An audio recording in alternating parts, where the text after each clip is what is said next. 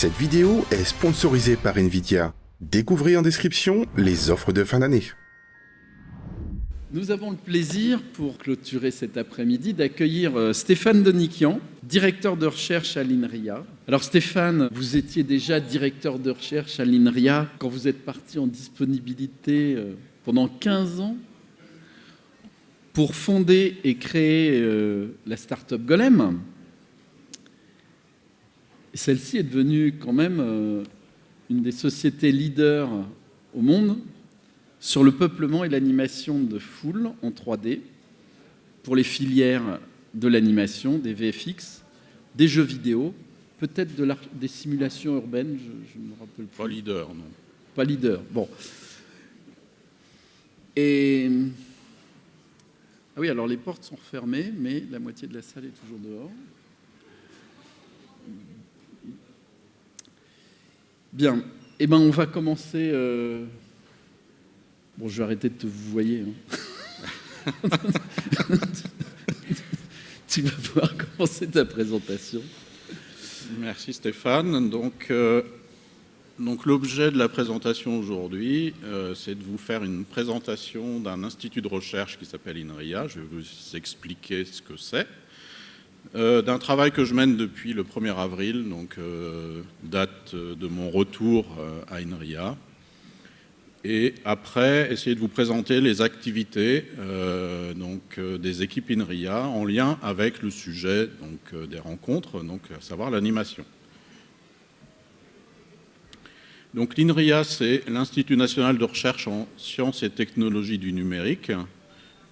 Et depuis janvier 2024, c'est aussi une agence de programme dans le numérique pour renforcer les dynamiques collectives au niveau de tout ce qui a, enfin, tout l'écosystème de recherche, enseignement supérieur et recherche.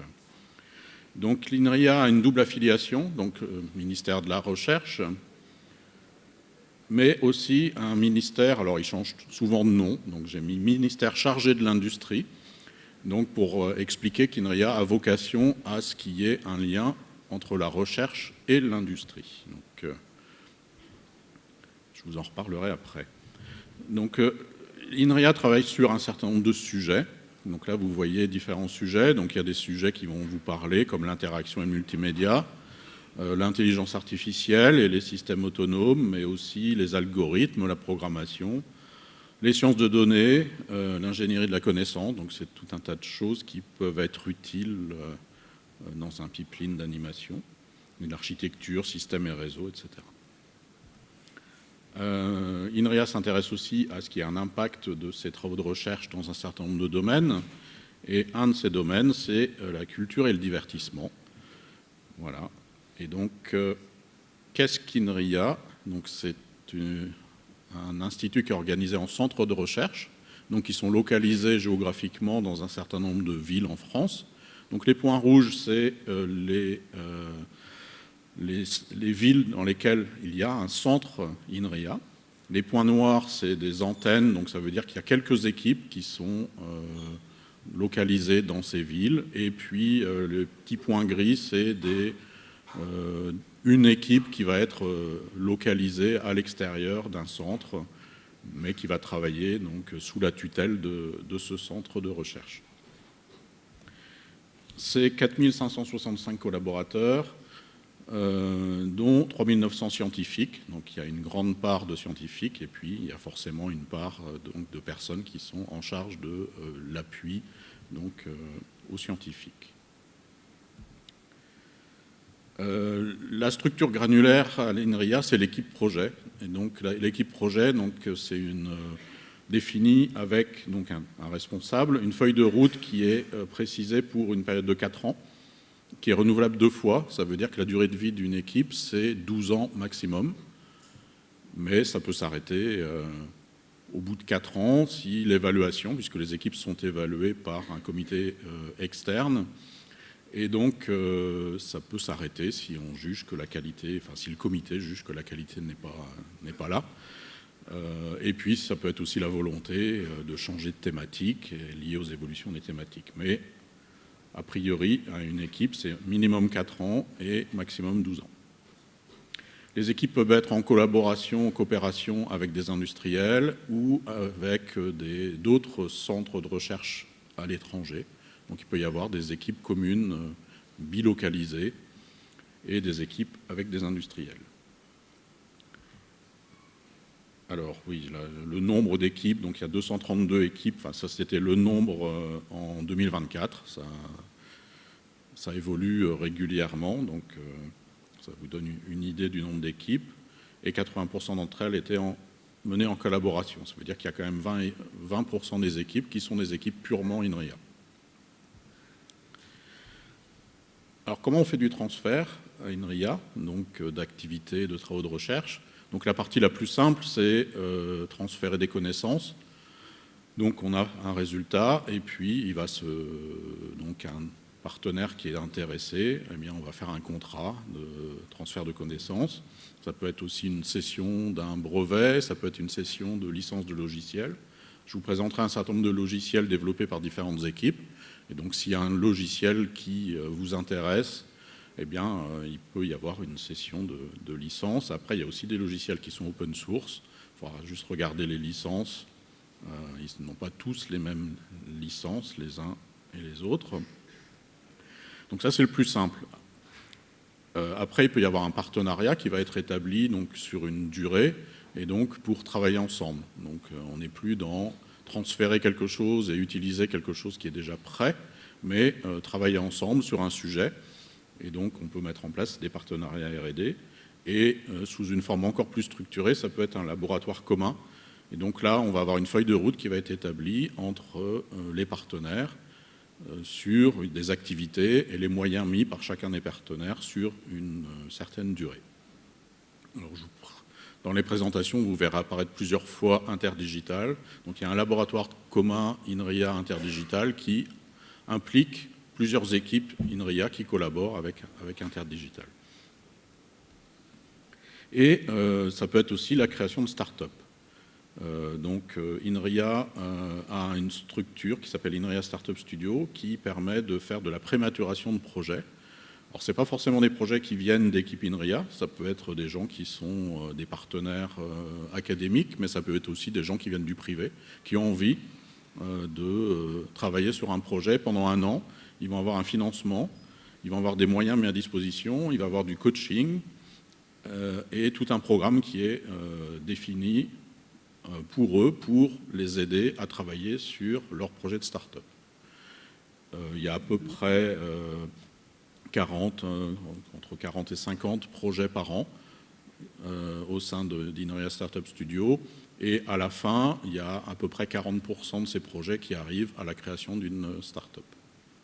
Donc ça permet de tester des idées, de voir s'il y a un marché, de voir si les gens qui sont à l'origine ont envie finalement de se lancer ou pas. Et voilà, donc c'est un programme qui permet de faire de la prématuration de start-up.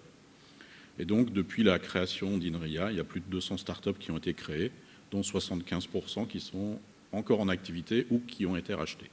Et demain, nous aurons celle de Andreas Möllmann. Oui, je vais en parler tout à l'heure. Ah. Mais... Ah, j'ai spoilé. Oui, je vais en parler. Et donc avant de parler des projets qui sont dans INRIA Startup Studio, je vais d'abord parler des partenaires. Donc là, vous voyez un certain nombre de partenaires que j'ai identifiés qui travaillent avec différentes équipes INRIA.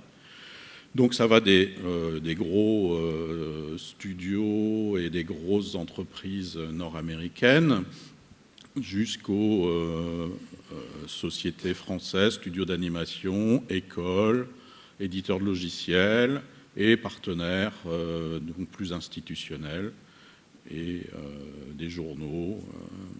Donc il y a différents domaines, puisque les ICC c'est très large, il y a 12 domaines dans les ICC, donc il n'y a pas que la partie animation ici.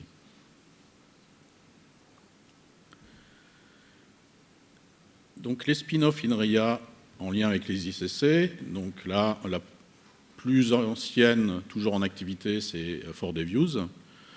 donc qui fait de la capture volumétrique, donc Golem, donc vous en avez déjà entendu parler tout à l'heure par Nicolas, donc avec le rachat par Autodesk en 2024.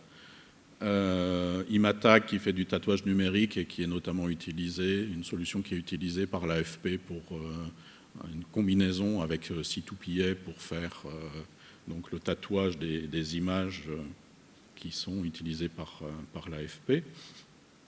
Mais il y a plein d'autres usages de tatouage numérique par Imatag. Nishta qui fait de l'anonymisation de la voix, donc qui est important aussi dans des documentaires sensibles, donc de ne pas reconnaître la voix de la personne. Ananslab qui fait du débruitage et de l'upscaling images sur des images capturées par des smartphones. Dynalips, dont vous avez entendu parler lors des précédentes éditions des RADI, donc qui fait du lip-sync pour l'animation 3D. D'Energium qui fait de l'optimisation de performance énergétique. Alors pour le moment, il n'y a aucun usage, je l'ai quand même cité, mais il n'y a aucun usage pour le moment dans le secteur de l'animation et des ICC, mais je pense qu'il y aurait pas potentiellement un intérêt à ce que des gens que ça intéresse parlent avec cette spin-off. Cats and Foxes qui fait des jeux vidéo sociaux et inclusifs. Et la petite dernière, Label for AI, qui fait de l'identification de contenu généré par l'IA. Donc ça a un intérêt de pouvoir identifier ce genre de contenu. Et donc là, j'en arrive donc au projet incubé dans INRIA Startup Studio. Alors, ce n'est pas tous les projets, c'est les projets qui sont en lien avec les ICC. Alors, certaines sont en phase de création ou ont été créées, mais ont été créées très récemment. Donc Panoptix AI qui fait des mondes 3D générés par IA avec du rendu en Gaussian splatting. Micmap qui fait de la cartographie 3D stylisée d'environnement. Smart Audio Tools, des outils de contrôle d'effets sur instruments. Shotam, des arènes virtuelles dans le domaine du e-sport. Fauteuil immersif avec retour haptique pour le cinéma, 5D multisens. Polyphonique qui fait du traitement du son multicanal à base de FPGA, qui a eu aussi une double labellisation puisqu'il y a un programme donc de prématuration-maturation dans le cadre du PEPR ICAR. Et donc ce projet a été labellisé récemment donc, par ce programme. Donc Facila fait de l'expression faciale multimodale. Alendia fait de la suite d'outils de création musicale par IA éthique. Et lui, ce projet est lauréat, donc ePhD 2025, donc le programme opéré par BPI France au niveau national. Saigon fait des créations procédurales d'environnement 3D pour des applications dans le domaine du jeu vidéo. Et lui aussi a eu ce label ICAR prématuration. Alfred Audio, donc la liaison audio sans fil pour des événements en direct, donc qui est lauréat aussi ePhD 2025. Et puis le petit dernier dont tu parlais tout à l'heure, On the Fly, donc, qui est dirigé par Andreas Mollmann et dont il nous parlera demain sur de la capture de scène à la volée en 3D Gaussian splatting. Alors mon activité de cartographie, c'est un travail au long cours qui a été démarré le 1er avril 2025. C'est un travail qui s'arrête pas, qui change tous les jours au fur et à mesure de mes lectures, de mes participations à des conférences. Et donc il s'agit d'identifier les activités des acteurs des filières ICC, de monter des projets structurants, d'aider à la mise en relation et au montage de projets sur demande, donc là, une demande entrante d'un acteur industriel. Donc pour le moment, il y a eu des participations à des rédactions d'état, donc une rédaction d'état de l'art des filières et de recommandations pour l'Institut, donc ça c'est un usage interne pour l'Institut. Une base de données répertoriant les acteurs identifiés, qui évolue au fur et à mesure. Et de l'aide au montage de projets, donc sur les 3 appels récents, donc sur les 3 appels France 2030 récents. Et puis de la mise en relation aussi directe en fonction des discussions que je peux avoir avec les gens, d'essayer d'identifier quels sont les bons interlocuteurs, les bonnes équipes pour tel ou tel sujet, et donc faire de la mise en relation. Donc, à date, donc, il y a 651 acteurs qui ont été identifiés. Vous voyez la localisation géographique dans les différentes régions. Donc, forcément, là où il y en a le plus, c'est en Île-de-France. Et en province, donc, la région où nous nous trouvons est donc la plus représentée. Et puis après, il y a d'autres régions. Alors, ce n'est pas les régions, c'est plutôt des agglomérations. Donc, on va parler d'Angoulême, on va parler de Montpellier, on va parler de Marseille, on va parler de Lyon, on va parler de l'Île-Europe, on va parler de Rennes Métropole. Voilà, donc c'est des zones d'attraction dans lesquelles on va trouver beaucoup d'acteurs. Alors, je ne représente pas dans cette cartographie tous les acteurs dans les ICC, mais seulement ceux qui ont de l'appétence pour la R&D, et donc à partir de l'identification, de collaboration, de projets financés par telle ou telle tutelle, donc des projets financés dans l'aide des moyens techniques, par exemple du CNC, des projets financés par BPI France, des projets France 2030, et tout ce dont j'ai connaissance au niveau collaboration avec INRIA. Voilà, donc c'est tous ces croisements d'informations qui font que voilà, une entité, je vais l'intégrer dans cette cartographie. Les secteurs, donc le secteur où j'ai le plus trouvé d'entreprises, c'est dans les industries techniques du cinéma et de l'audiovisuel, mais en même temps, c'est aussi le secteur qui, globalement, est le plus représenté. Après, il y a musée patrimoine, et puis vous voyez d'autres secteurs où il y a moins d'acteurs identifiés. Ça ne veut pas dire qu'il n'y a pas beaucoup d'acteurs, mais ça veut aussi dire qu'il n'y a pas forcément beaucoup d'acteurs qui font de la R&D en France sur ces sujets-là, ou qui travaillent en collaboration donc sur ces sujets-là en France, dans ce que j'ai identifié pour le moment. Après, comme ça évolue tous les jours, j'en découvre régulièrement. Donc, entre le moment où j'ai envoyé la première version de la présentation et celle que je vous présente, j'ai rajouté une trentaine d'acteurs. Donc, ça, voilà, ça évolue au fur et à mesure.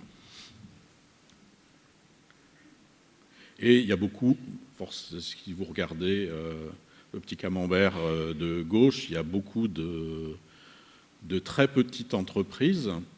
Et entre les très petites et les PME, on voit, enfin c'est l'immense majorité des acteurs dans les ICC, très peu de grandes entreprises et une petite quarantaine d'établissements de taille intermédiaire. Dans autres, je classe tous les autres acteurs, les associations, les syndicats, les pôles de compétitivité, les pôles images et les partenaires financeurs comme BPI France, comme le CNC, etc. Alors si on fait une répartition des typologies d'acteurs par région, il y a une région qui est atypique, c'est la Bretagne, puisqu'il y a plus de technologie que de création de contenu. Et dans les régions, c'est la seule qui a cette configuration.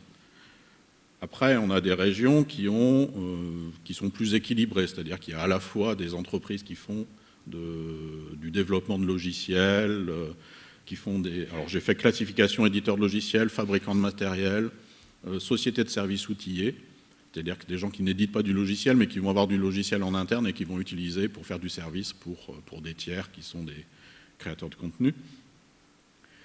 Donc les créateurs de contenu, puis après il y a les laboratoires de R&D industriels, la partie enseignement, etc. Et donc, dans cette classification-là, cette couleur bleue, c'est plutôt des régions qui sont assez équilibrées. Et puis d'autres régions qui sont plus dans la dimension création de contenu et beaucoup moins dans le développement de nouvelles technologies. Et puis les autres qui sont en blanc, que j'ai laissés en blanc, c'est parce que l'échantillon est trop petit pour que je puisse les classifier. Et donc après, en termes de répartition des acteurs, donc des éditeurs de logiciels, fabricants de matériel, etc., par secteur des ICC, donc là vous voyez donc les répartitions. Donc dans le secteur des industries techniques du cinéma et de l'audiovisuel, donc il y a autant d'éditeurs de logiciels que de sociétés de services outillés.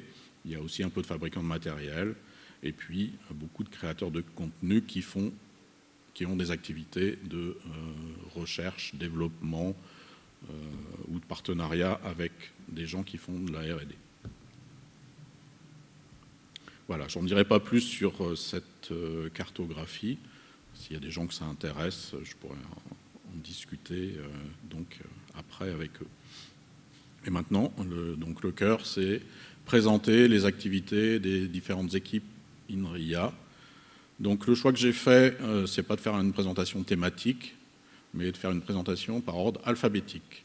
Donc j'aurais pu faire aussi localisation géographique, mais là j'ai fait l'ordre alphabétique.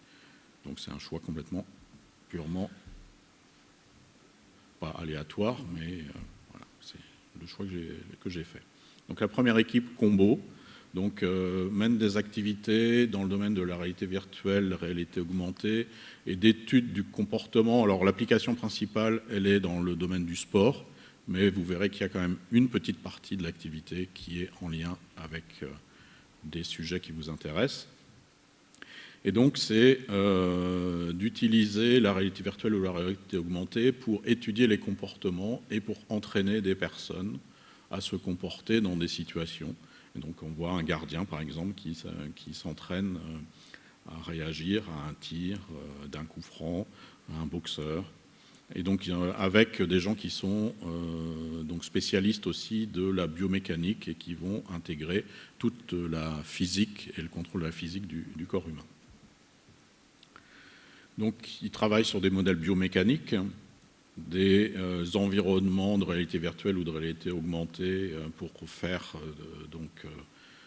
ces expériences, de l'interaction donc entre des humains et leur environnement, et après de l'analyse. Donc c'est une approche analyse synthèse pour essayer d'analyser les comportements et de pouvoir voir, en faisant passer un certain nombre de sujets, est-ce qu'on peut, dans un environnement qui est contrôlé, c'est l'avantage d'utiliser de la réalité virtuelle ou de la réalité augmentée, c'est qu'on contrôle les stimuli, et donc est-ce que dans cet environnement, on va pouvoir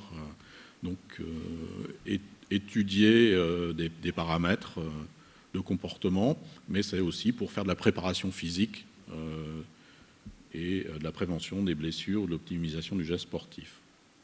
Et pour revenir donc aux activités en lien avec le sujet, donc il y a un partenariat industriel, donc il y a des thèses en cours avec Interdigital, donc sur du contrôle interactif basé DIP des mouvements d'un personnage virtuel, donc en séparant identité, mouvement et style, et de l'estimation des vêtements et des cheveux à partir du modèle surfacique de la personne et de vidéo. Donc ça, c'est les sujets de thèse. Vous pourrez trouver plus d'informations si vous cherchez laboratoire commun, INRIA, Interdigital. Deuxième équipe donc, qui s'intéresse à de la compression de données visuelles massives, donc l'équipe Compact, aussi localisée à Rennes. Donc là, il s'agit de développer des algorithmes de compression et de traitement des données. Et donc l'objectif, c'est donc de compresser et traiter les données visuelles en utilisant la théorie de l'information et le machine learning, et d'essayer de réduire la consommation énergétique et de réduire la taille en fait, des encodeurs et des décodeurs à qualité constante. Et donc voilà, pour réduire en fait, l'empreinte donc de ces techniques d'encodage et de décodage. Il travaille aussi sur des stockages de données froides sur de l'ADN synthétique, donc dans le partenariat dans un PEPR, Molecule Archive, sur de l'IA frugale, donc réduire donc la taille des réseaux de neurones qui vont pouvoir être utilisés pour avoir des qualités similaires au réseau initial, et des collaborations industrielles donc avec MediaKind, et là aussi partenariat au laboratoire commun. Et c'est sur un deuxième sujet, là c'est vraiment sur les sujets d'encodage avec Interdigital. Troisième équipe, Elan, donc, qui est localisée à Grenoble, dirigée par Florence Berthels-Descoubes. Et donc là, on s'intéresse donc à des sujets de simulation physique très réalistes, donc de phénomènes, donc la flambage d'une poutre, l'écoulement d'un tas granulaire ou l'enchevêtrement dans un milieu fibreux, donc granulaire des tas de sable par exemple, et milieu fibreux, une chevelure, c'est un milieu fibreux. mais ça peut être aussi des tissages. Et donc les domaines d'application, c'est de la simulation physique pour l'industrie, donc cinéma d'animation, effets spéciaux, et le prototypage virtuel pour l'aéronautique et la cosmétologie. Donc il y a des logiciels qui sont disponibles, notamment un logiciel de simulation de la dynamique des matériaux granulaires, donc pour le sable, un logiciel pour la statique de ruban élastique, un autre pour les fibres élastiques, et donc là on voit un peigne qui est en train de peigner des chevelures qui ont des propriétés physiques différentes, et donc eh bien, la chevelure va se comporter différemment puisque après avoir été peignée, en fonction de ses caractéristiques. Et puis un autre logiciel qui fait de la simulation de contact par frottement, donc avec vous voyez les différents tissus, différentes couches de tissus les uns sur les autres. Voilà, donc ces logiciels, vous pouvez, si ça vous intéresse, eh bien, les tester. Des contrats, donc un contrat en cours avec L'Oréal, donc sur les propriétés mécaniques des cheveux, et puis des collaborations. Donc il n'y a pas de projet en cours avec les ICC, mais j'ai discuté avec la chef d'équipe, et s'il y a des gens qui sont intéressés par les sujets notamment de chevelure et qui ont des problématiques qu'ils n'arrivent pas à résoudre avec les technologies existantes, eh bien ils sont intéressés. Et il y a eu un impact indirect, c'est qu'un ancien doctorant de l'équipe donc, est parti chez WetaFX et a participé au co-développement donc, du logiciel de simulation de cheveux qui s'appelle Synapse chez WetaFX, qui a obtenu l'Oscar technique en 2021.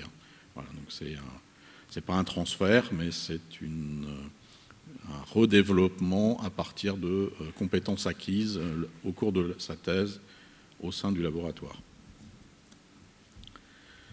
GraphDeco, donc on va en entendre parler demain. Donc c'est une équipe qui est localisée à Sophia Antipolis, dirigée par Georges Dretakis. Et donc sur la définition des fondements de la synthèse d'images pour traiter les contenus traditionnels, les représentations incomplètes et imprécises, capturées ou produites par des utilisateurs novices. Et donc depuis 2 ans, cette équipe est mondialement connue pour avoir donc publié un papier sur le 3D Gaussian splatting. Ça a révolutionné toute l'industrie. C'est appliqué aujourd'hui dans plein de domaines, dans les VFX, dans la XR, dans le jeu vidéo, l'architecture, l'urbanisme. Et dans la version 4D Gaussian splatting, ça va impacter aussi le sport, vu les publications que j'ai pu voir cette année à SIGGRAPH. Et c'est déjà intégré dans tous les DCC, c'est en cours de standardisation, donc à l'initiative du Metaverse Standard Forum. Donc on voit là l'impact d'un papier de recherche en 2 ans, c'est absolument phénoménal. Alors c'est phénoménal parce que aussi le papier, il y avait le papier, mais il y avait aussi, avec le papier, il y avait le code, avec une licence académique et une licence commerciale, et il y avait donc les jeux de données, donc tout était fourni avec. Et donc c'est beaucoup plus facile de s'approprier une technologie quand on n'a pas seulement le papier, mais tous les éléments constitutifs. Donc des logiciels, donc justement j'en parlais, donc il y a ce logiciel de l'implémentation de la méthode publiée à SIGGRAPH 2023, le 3D Gaussian Splat, mais il y en a d'autres, donc sur d'autres papiers publiés, sur le Gaussian Splatting hiérarchique par exemple, l'approche par diffusion pour le rééclairage de champs de radiance, etc. Et donc tout ça, vous les trouverez sur le site de GraphDeco. Des contrats en cours, donc des projets collaboratifs, des financements européens pour financer la recherche des chercheurs au sein de l'équipe, et en termes de collaboration scientifique, donc une collaboration régulière avec Adobe Research. Alors là, on se rapproche d'Angoulême, donc on est à Bordeaux, donc l'équipe Manao. Vous avez déjà eu des présentations de chercheurs de cette équipe dans des éditions précédentes des RADI. Donc équipe dirigée par Pascal Barla et donc avec l'étude de la lumière, de la matière et de la forme et des interactions entre ces trois éléments. Donc pour ça, ils ont des systèmes d'acquisition haut de gamme de l'apparence des objets. Ils peuvent aussi se déplacer pour faire de l'acquisition sur site.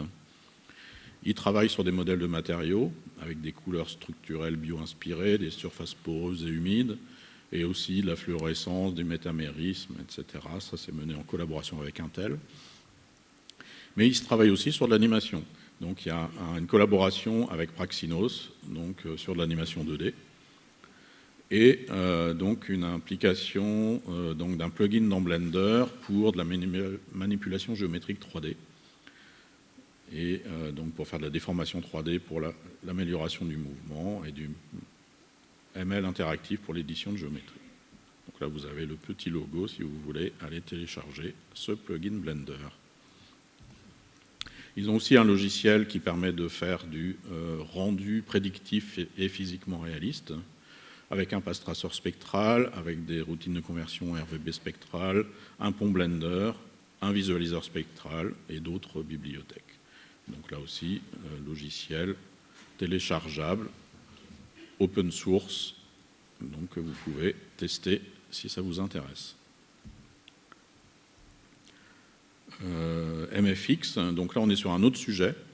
Donc on est sur le sujet de la fabrication numérique à partir donc de modèles 3D, et donc d'aider les ingénieurs et les designers à créer des géométries complexes, tout en respectant des contraintes de fabrication, des propriétés physiques de la géométrie, et donc et en conservant la fonctionnalité finale des pièces.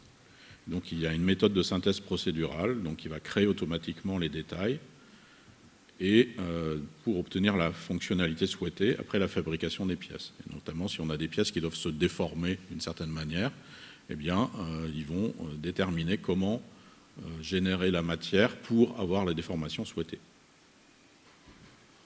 Alors aujourd'hui, il n'y a pas de collaboration dans les ICC, mais il m'a semblé qu'il y avait un intérêt pour les gens qui font du stop motion. Et j'en ai discuté donc avec des studios de stop motion, et j'en ai discuté donc avec l'équipe MFX. Et donc j'ai commencé donc à faire des mises en relation donc,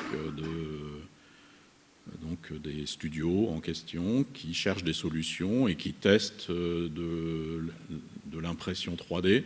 Et donc, puisque là, ils sont capables de faire du multimatière et d'avoir des structures rigides internes. Et donc, voilà. Donc il y a des choses à tester. Donc s'il y a des gens que ça intéresse, je pourrais vous mettre en relation avec cette équipe.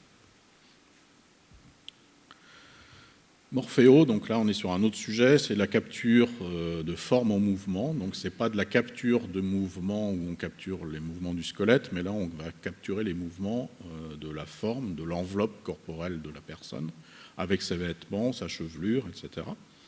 Et donc pour être en capacité de percevoir et d'interpréter les formes, donc avec des systèmes multicaméras, donc sans marqueur, d'analyser les mouvements, de gérer des animations et de développer des environnements immersifs et interactifs. Et donc de pouvoir avoir ces mouvements, de pouvoir interagir avec ces mouvements, puisque c'est une des limitations aujourd'hui de la capture volumétrique. C'est qu'on a des séquences qu'on peut rejouer, mais on ne peut rien faire d'autre que rejouer les séquences aujourd'hui. Et donc, leurs activités de recherche, c'est donc les modèles géométriques et photométriques de formes à partir de séquences donc, qui vont être capturées, de suivre les formes en mouvement, de construire des espaces de pause et d'animer les formes capturées, mais aussi d'essayer d'avoir la vision de ce qui n'est pas visible donc, à partir de l'enveloppe, mais c'est ce qu'il y a en dessous. Donc les différents tissus, tissus adipeux notamment, mais aussi le squelette, et donc d'utiliser de l'imagerie à rayon X en plus de l'imagerie couleur. Et donc des méthodologies après d'animation de forme pour pouvoir paramétrer l'animation et manipuler les données qui ont été acquises et pas juste les rejouer. Donc là vous voyez différents logiciels. Donc il y a un premier logiciel pour faire un modèle surfacique à partir de captures multivue sans marqueur, un deuxième pour faire de la prédiction des tissus humains, maigres, adipeux et osseux à partir du modèle surfacique, un troisième pour faire de la prédiction de position du squelette, et un quatrième qui fait du retargeting du mouvement d'un humain vers un autre. Voilà, donc c'est déjà des briques qui existent et qui peut intégrer donc un pipeline à partir donc, de capture volumétrique. Donc, les partenariats industriels, donc, il y a une thèse en cours donc, avec Interge Digital, une collaboration avec Naver Labs sur de la reconstruction monoculaire main-objet, donc pour de l'interaction de main avec des objets. Et c'est utilisé pour de la robotique, mais ça peut aussi s'appliquer, les résultats pourraient aussi s'appliquer donc, à l'animation de personnages. Et un projet qui va démarrer, donc projet France 2030, donc, dans lequel on va avoir des studios XR, l'IRCAM pour la partie spatialisation sonore et donc l'école Méliès. Voilà, donc projet qui, je n'ai pas la date de démarrage, mais qui doit démarrer dans les mois à venir.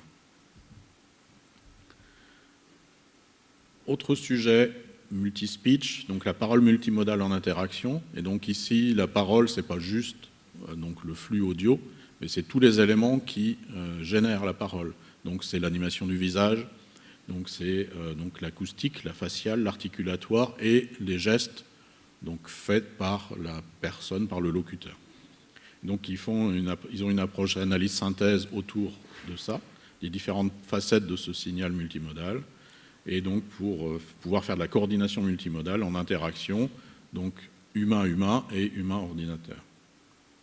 Donc les axes de recherche, donc c'est l'apprentissage, l'extraction d'informations et la parole multimodale, génération et interaction.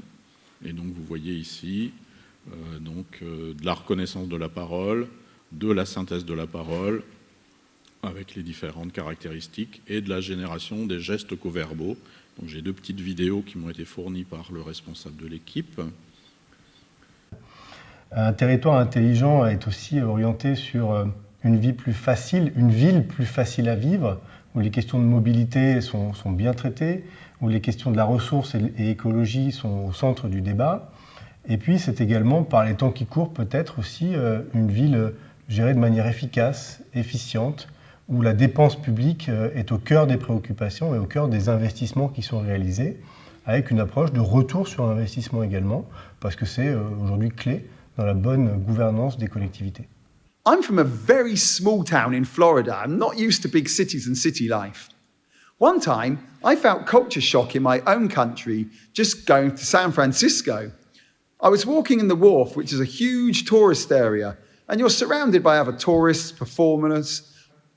Donc là, vous voyez donc des illustrations du lip sync, et donc avec l'animation du visage et donc des gestes co-verbaux qui sont générés à partir du flux audio. Du flux ou de l'intonation? Du flux ou de l'intonation? Et de la compréhension du contenu aussi. Donc quand on dit huge, voilà, il y a un geste plus important. Donc voilà, il y a une analyse sémantique du texte. Donc les logiciels proposés par cette équipe, donc on a un logiciel d'alignement automatique d'un signal parole avec sa transcription orthographique, un logiciel de séparation de sources audio, de la synthèse audio en text-to-speech, de la conversion d'une voix en une autre sans modifier le message parlé, et de la lecture segmentation, annotation de fichiers audio et vidéo. Et donc cette équipe est à l'origine de la création de deux startups, donc Nishta sur de l'anonymisation audio et Dynalips sur du lip sync automatique pour des personnages synthétiques. Alors, nouvelle équipe, donc Virtus, donc c'est l'équipe dans laquelle je suis, donc qui travaille sur de la simulation de foule et qui a une approche analyse-synthèse pour comprendre les comportements élémentaires des interactions des personnes dans des environnements. Donc en utilisant, donc il y a de la captation en environnement réel, mais il y a aussi des expérimentations en réalité virtuelle et en réalité augmentée, parce que là aussi, on peut contrôler complètement l'ensemble des stimuli. Et donc, c'est cette approche-là, donc avec les axes de recherche, donc des axes sur les humains virtuels nouvelle génération, sur les mondes virtuels dynamiques et peuplés, et sur les nouvelles expériences immersives. Et à l'intérieur de cette équipe, donc les applications sont plutôt dans le domaine du transport et de l'analyse des comportements de foule dense. Notamment, il y a eu des captations au Hellfest, donc là où on a vraiment des très très fortes densités et des mouvements assez intéressants à analyser, donc pour essayer de comprendre les dynamiques de foules très très denses. Et donc il y a une collaboration aussi avec la SNCF sur les foules denses dans et autour des gares. Mais il y a aussi une activité donc, de Marc Christie à l'intérieur de l'équipe, donc sur une approche analyse-synthèse, là aussi, sur de la cinématographie computationnelle, donc de l'analyse filmique avec des outils de vision par ordinateur et analyser les mouvements et retrouver les mouvements de caméra, retrouver les mouvements des personnes, des personnages principaux dans cette séquence vidéo.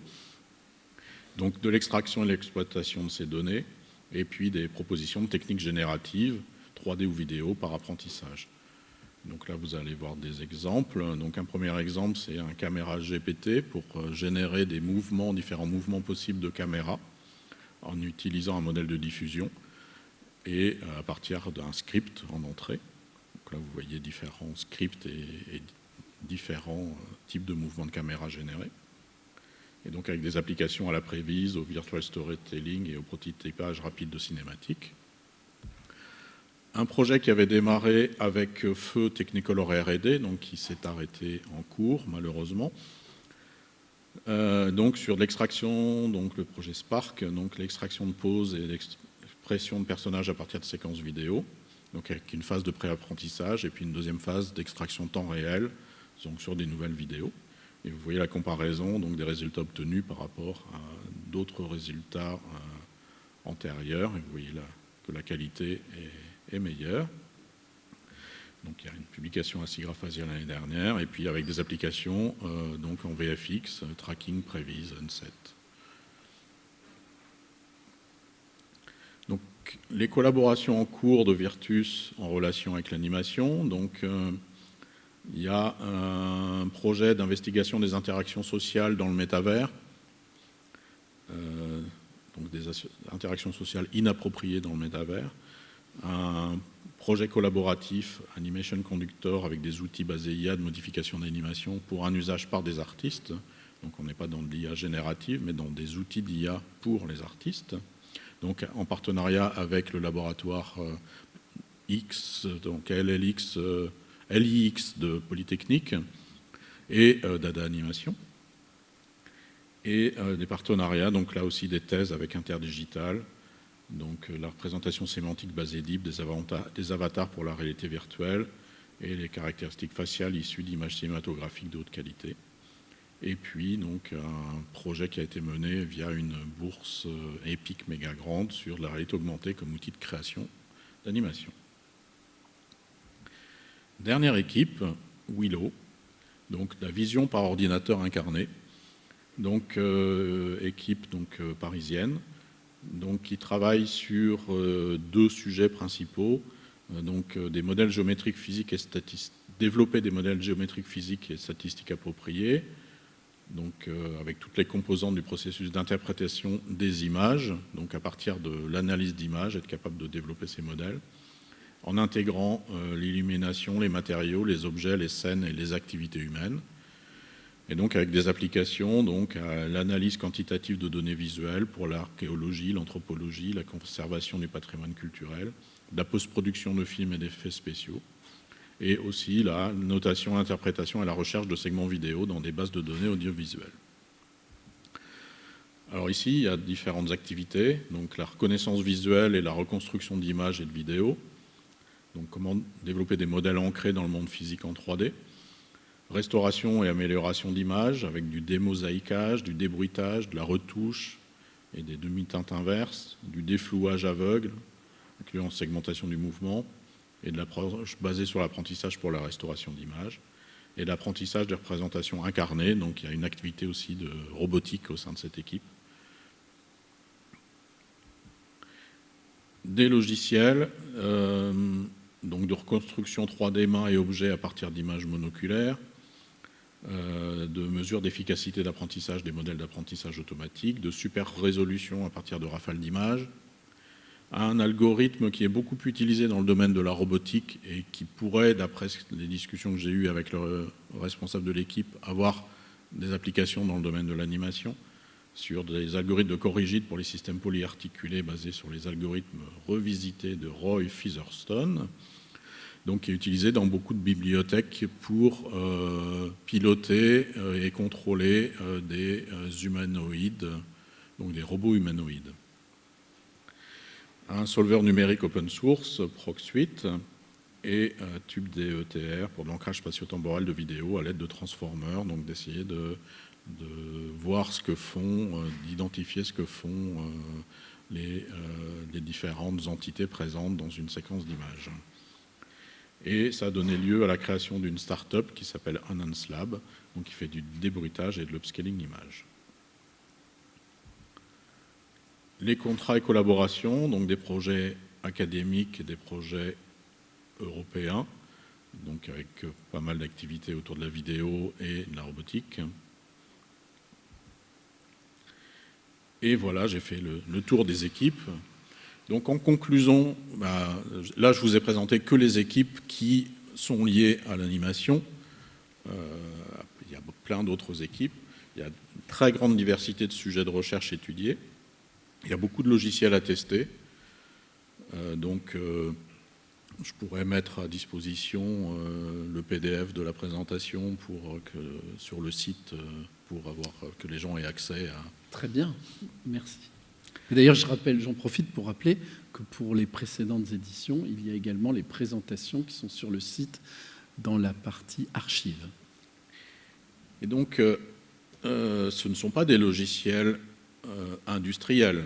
Donc, c'est des logiciels faits par des équipes de recherche qui ont un certain niveau de maturité, mais il ne faut pas vous attendre à avoir du support. Voilà, c'est des logiciels à tester. S'il y a un intérêt, eh bien, ça peut donner l'occasion à un contrat pour industrialiser ou pour utiliser en interne et travailler avec l'équipe qui en est à l'origine pour avoir une version qui soit utilisable dans votre studio ou dans votre société. Donc il y a des équipes qui ont l'habitude de collaborer déjà avec des acteurs des ICC. Pour d'autres, il n'y a pas d'historique et il y a une acculturation réciproque qui est nécessaire et qui peut prendre du temps. Et un autre élément important, c'est que la temporalité de la recherche et la temporalité, j'ai connu les deux, donc je vois bien comment ça fonctionne. La temporalité de l'industrie, ce ne sont pas les mêmes. Et donc, si c'est juste utiliser un résultat de recherche existant, voilà, c'est facile. Mais si c'est co-construire quelque chose ensemble et travailler ensemble, il faut prendre du temps. Donc, et le temps de la recherche, c'est pluriannuel. C'est pas un projet qui va se faire en 6 mois ou en 1 an. Voilà, donc il faut avoir à l'esprit que sur des projets collaboratifs, ça prend du temps et c'est aussi du temps qui est nécessaire pour que chacun comprenne ce que fait l'autre, qu'il y ait un langage commun et arriver donc à travailler ensemble. Mais quand on le fait sur la durée, ça peut être bénéfique. Et juste pour finir, donc je suis à votre disposition s'il y a des sujets qui vous intéressent. Donc je peux discuter avec vous, comprendre les besoins, identifier des compétences et vous mettre en relation donc avec des équipes et voir participer au montage ou aider à monter des projets collaboratifs ou juste mettre en relation pour des projets bilatéraux avec des équipes. Donc là, vous avez mes contacts, email, téléphone, et n'hésitez pas, si ça vous intéresse, à me contacter. Alors moi, j'ai une première question.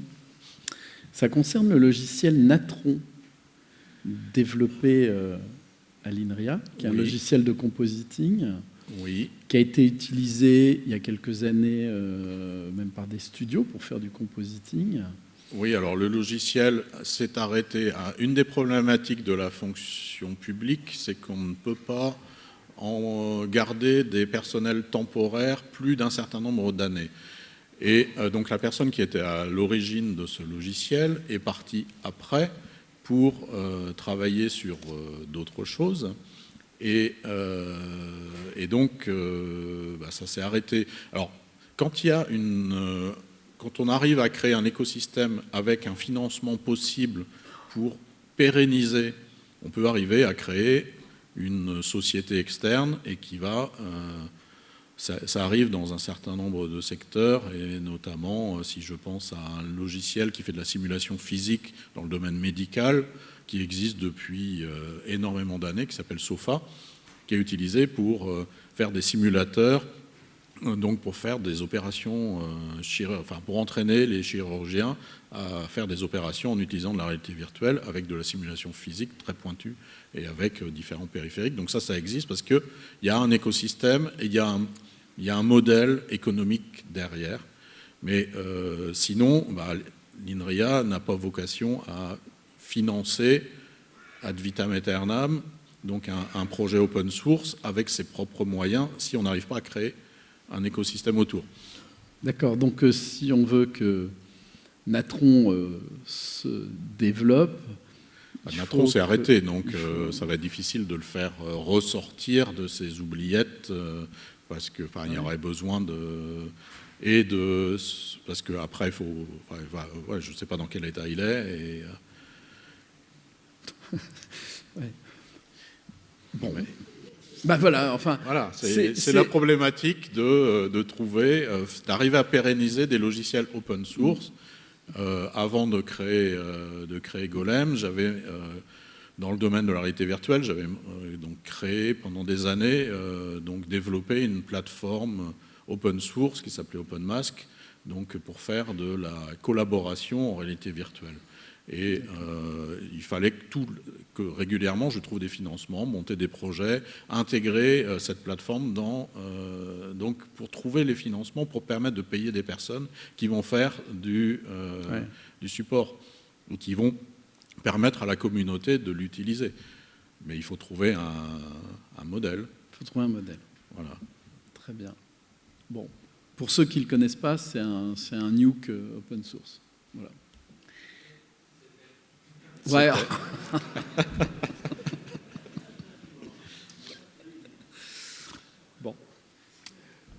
Bon, et alors, avez-vous des questions à poser à Stéphane Super liste à la Prévert, comme tu me disais tout à l'heure dans le train.